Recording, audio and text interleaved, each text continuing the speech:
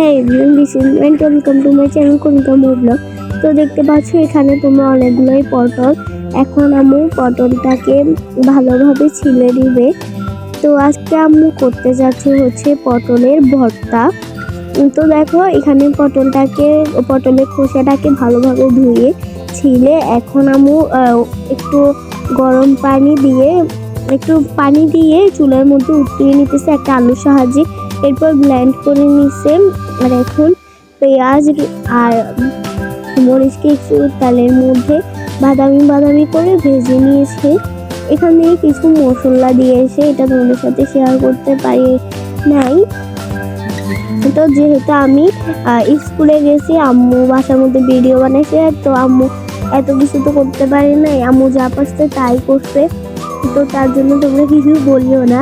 তো দেখো এখান দিয়ে আম্মু সব রকম মশলা দিয়ে পেঁয়াজ এবং মরিচকে ভালোভাবে ভেজে নিয়েছি।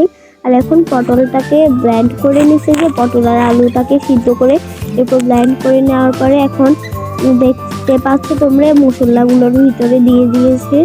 পটলটাকে দিয়ে এখন ভালোভাবে নেড়ে চেড়ে নিতেছে।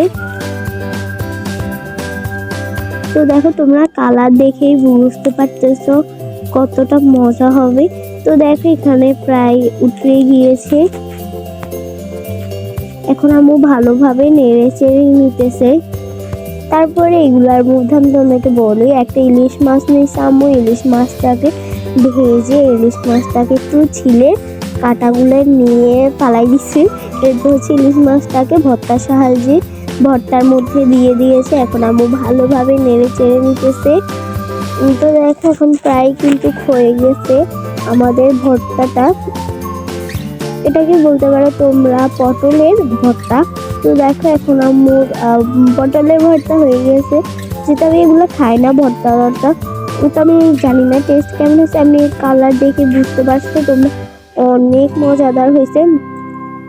তো এখান দিয়ে আম্মু একটু ডেকোরেশন করে নিয়েছে। এখন আম্মু খাইতেছে দেখো ভাত, এরপর হচ্ছে একটা লেবু নিছে, একটা কাঁচামরিচ নিছে আর ভর্তা নিছে। তো আম্মু খাক, আর তোমরা এদিকে আমার চ্যানেলটা সাবস্ক্রাইব করে, ইউটিউব থেকে দেখলে সাবস্ক্রাইব করে দিও এবং ফেসবুক থেকে দেখলে ফলো করে দিও। তো আজকে এ পর্যন্তই, ধন্যবাদ, আসসালামু আলাইকুম। আর পাশে লাইক দিয়ে চলে যাবা। Thank you.